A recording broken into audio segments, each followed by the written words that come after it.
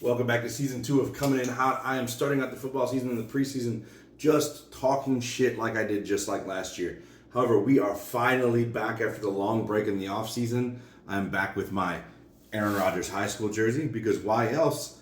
But let's start the season out with another Aaron Rodgers controversy. He drank a psychedelic. NFL doesn't give a shit. Let's have some fun with it.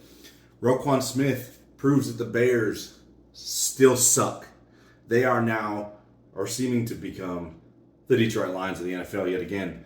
We got Deshaun Watson stuff because Deshaun Watson they finally handed down the hammer, if you will, on Deshaun Watson. McVay Becton can't get through his second season.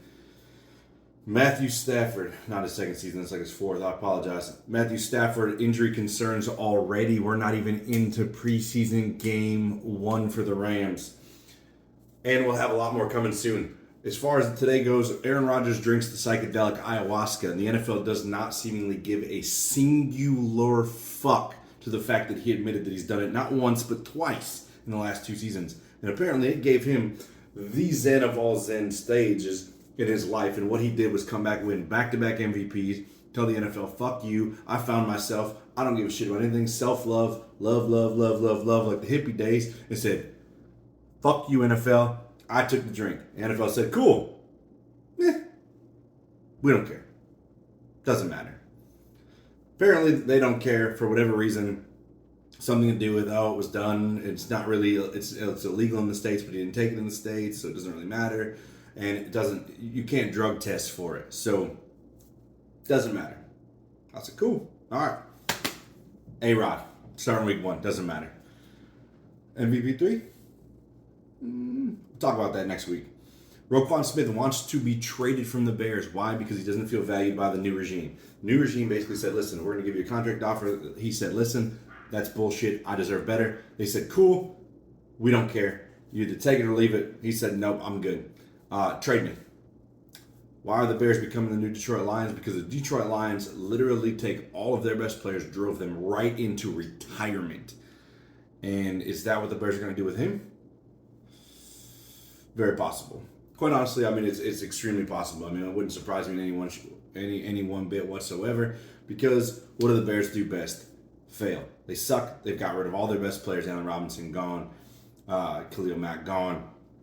Kept Robert Quinn, who probably wants out as well, but he says he wants to be there.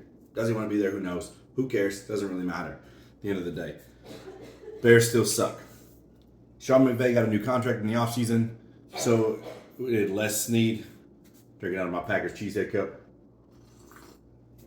Sipping that coffee on this fine morning.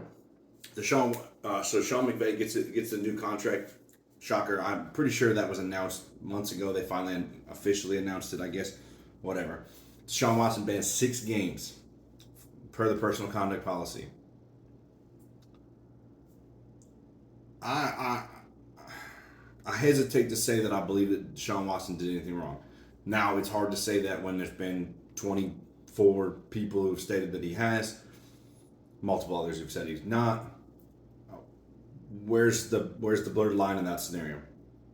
6 games doesn't seem like a lot. I expected 8. I expected 10 to 12. To be honest, anywhere between 8 and 12 was kind of where I expected it to fall. It fell at 6. NFL is appealing. They want a full full year ban. Now, why I could agree with that is because based on just not general based on the policy, but the situation in itself, which is the fact that Calvin Ridley literally bet on games and got banned for an entire year. And Deshaun Watson supposedly sexually assaulted 24 different women with the help of the Texans. Chew on that for a second. So your team supposedly helped you book these masseuses that you assaulted, covered it up, and you got banned 6 games. Calvin Ridley bet on a game. His own team, well, he wasn't playing because he was out, gets banned for a year. Logistics in this sometimes really don't make a whole lot of sense. NFL, I'm talking to you. You are fucking stupid. Moving on. Mekhi Becton, likely out for the season.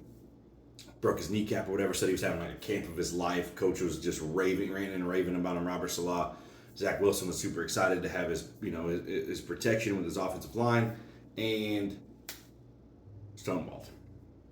That sucks. Unlucky break for a guy having a phenomenal camp. Again, camp doesn't mean much. Put the pads on, go against actual competition. We'll talk, but as far as practice goes, McVay Becton having a stellar camp. Now, Matthew Stafford is a big deal.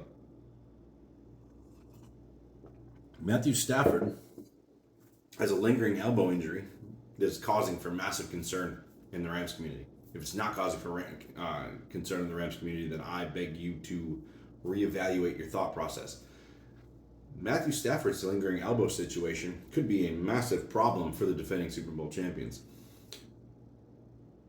I really beg to differ that they're not going to be the same team. They're not the same team without him. That's for damn sure. And they absolutely won't be. They added some nice pieces. Allen Robinson, added Bobby Wagner. One on offense, one on defense at least. Lost OBJ, but potentially could reunite with OBJ. Who knows? He's still a free agent, so there ain't no telling what's going to happen with him. But Matthew Stafford having an elbow issue, is going to be cause for concern for him, his ability to push the ball down the field. And it's something he excels at.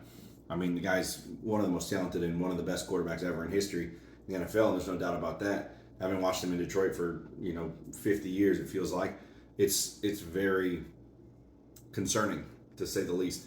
And if you're a Rams fan, you should be a little concerned yourself. Yes, I love my cup. This is great. My original cheesehead coffee cup. Absolutely love this thing. Now, over the next couple weeks, as we get ready to delve into the season itself, I'm going to dive into some bets that I'm looking at. I work back in the casino again, but I'm going to pull all my odds and stuff straight from Caesars, the ESPN Caesars partnership. I'm looking at some future bets, Super Bowl champions, MVPs to make the playoffs, just some stuff that I've liked that I've seen overall. Probably make my picks for comeback player of the year, offensive rookie of the year, all that stuff, the same as I did last year. I'll do that again here over the next coming weeks, but I may actually put a little bit of money down on it as we put my money where my mouth is, so to speak. So if you guys want to follow along and you want to take those bets, let's ride. If not, I don't blame you. My track record's not the greatest, but I'm gonna give it a shot and we're gonna have some fun with it. On that note, guys, we'll catch you next week.